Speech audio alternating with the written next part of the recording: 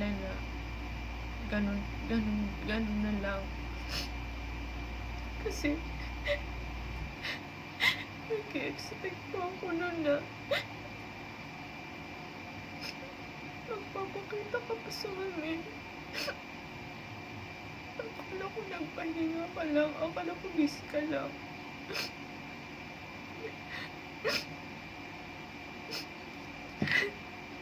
Sorry. Akala ko busy ka lang, nag-expect ako na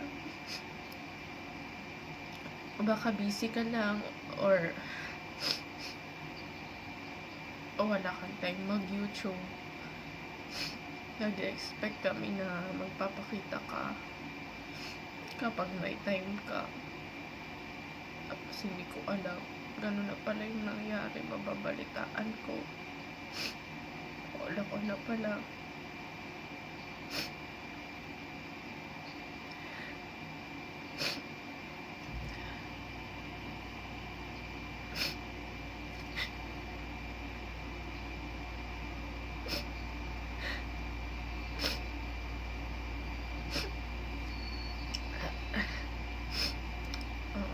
Sir Philip,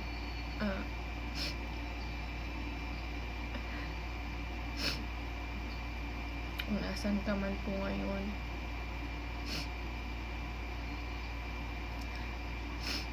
gabayan mo na lang po yung mga anak mo, yung mga naiwan mo.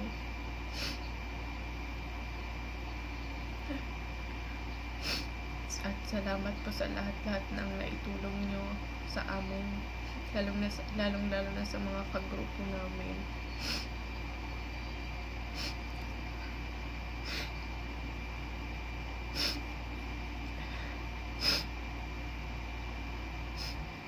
Salamat po sa lahat. Kung nasan ka man ngayon, sana nakikita mo kami na nagpulok sa atin. Kasi kahit hindi ka namin nakita, ramdam namin na puti kang tao.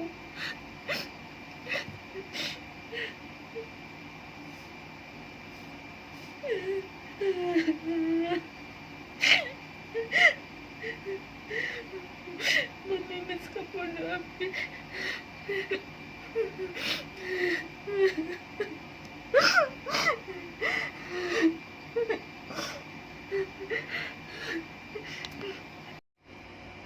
Thank you for the memories, Sir Philip.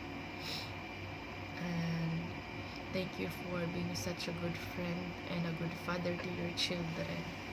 We will never forget you, and we love you, Sir Philip, from Team Banana.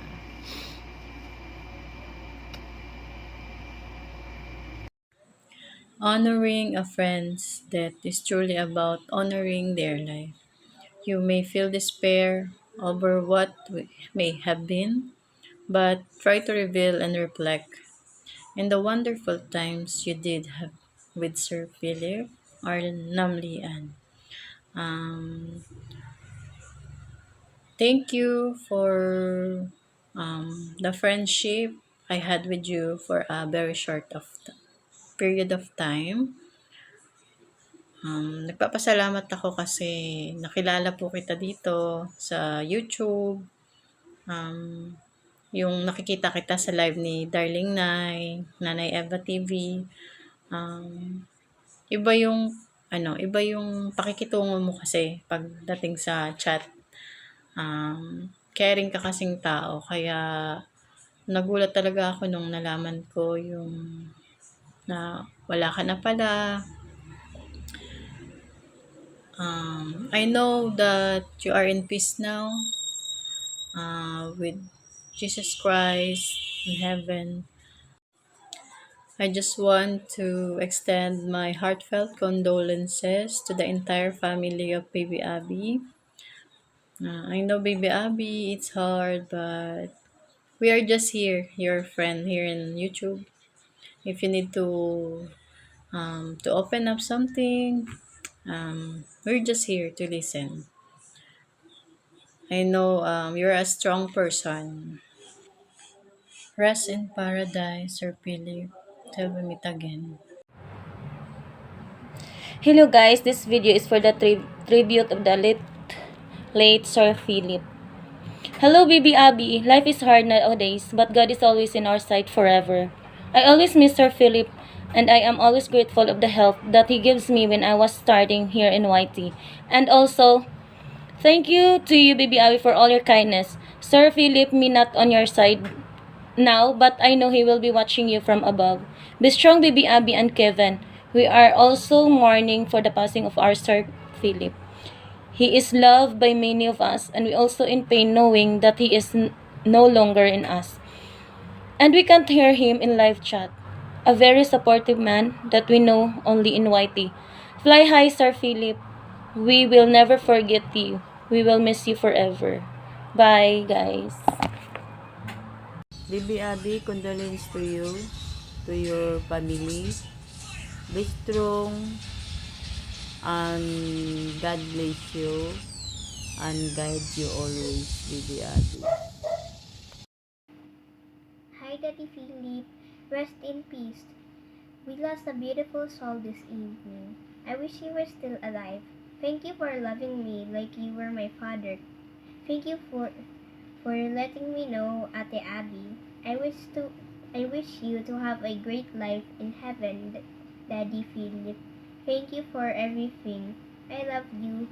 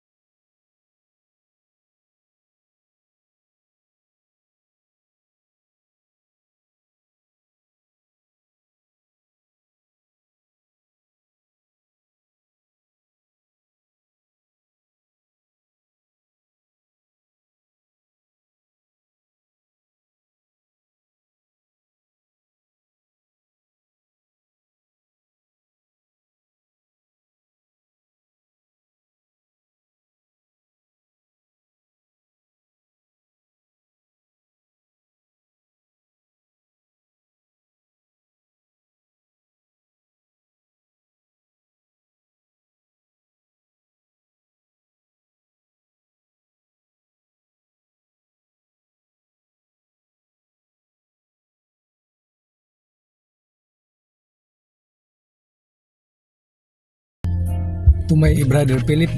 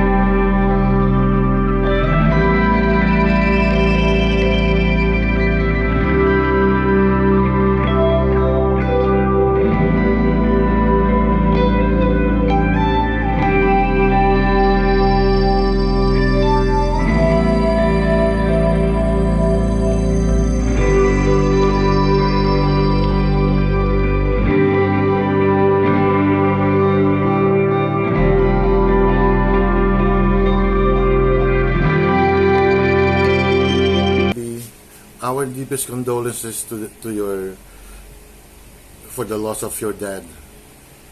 Be strong, baby Abby. Be strong. You take care of yourself. Bye. Hello everyone.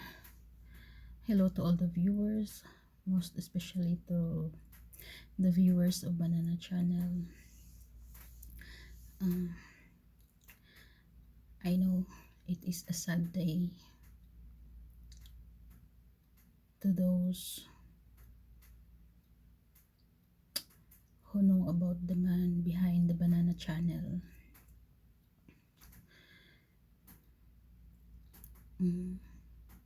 Knowing his untimely passing, knowing his untimely death is, it's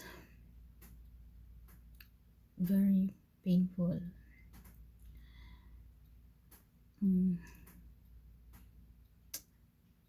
I've known Sir Philip. I can still remember him.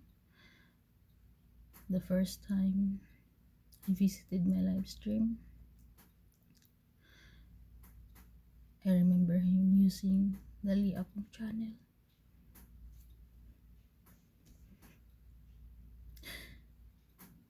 I remember him with that 80 subscribers. And you know what? I can't imagine from that day on. I can think of he will be one of my good friends here in YouTube.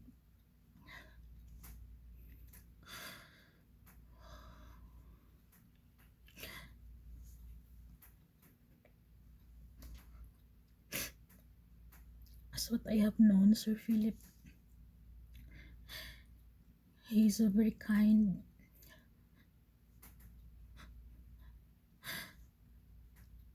a good-hearted guy, and a generous person.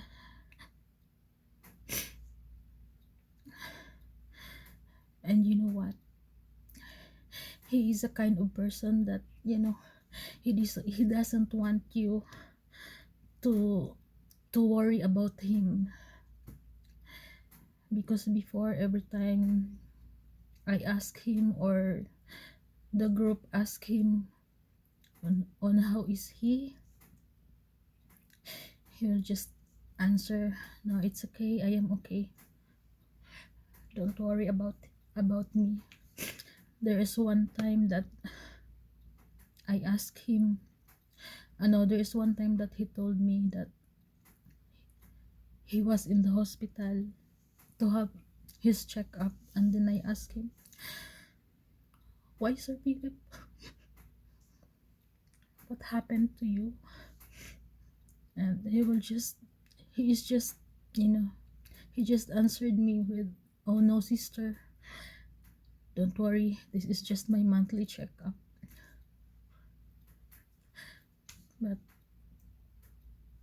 sad to know, behind those conversation, there is something behind it. So, Sir Philip, I know that we did not see each other. We did not see personally. We don't know personally. We long for you to see you, even just in one of our live streams. But sad to say, you're gone now. That would not be happen. That would not be happen anymore. So I know how good you are. You are one of a kind,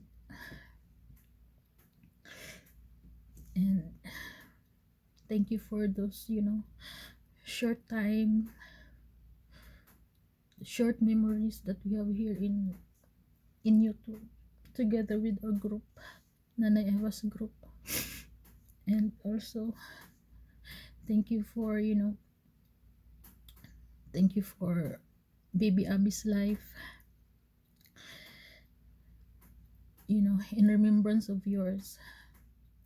At least we have still baby Abby. I know that you have in good hands now. You are in the good hands of our Lord now, Sir Philip. No more pain for you. I know it's very heartbreaking knowing that you're gone, but you're just ahead of us. Gone too soon, but your memories are still in our hearts. And thank you for the friendship. Thank you for everything. And to you, baby Abby, I know how painful and how hard for you to accept the passing of your godfather, your dad Philip. I know you love him so much, but baby Abby, know, always know, and keep in your mind that your titas and titos here in YouTube are always here for you. The group of your mom Eva are always here for you. You can still share with us whatever you have in your life, whatever problems you have. You can still share it with us. All I can say is be strong. At your young age, you've been through like this, but I know that your mom and your dad Philip is watching over you. So maybe Abby, just go on with your life. Life must go on, and just keep praying and praying. And we all know that everything happened, there is a reason. So just baby Abby, continue being a good person. And I know that your dad Philip doesn't want us to be sad, so just keep holding on and keep going on. And to the family of Sir Philip, please extend my condolences to them, and to your brother Kevin. So that's it, Sir Philip. Thank you so much, and your memory still remains in our heart.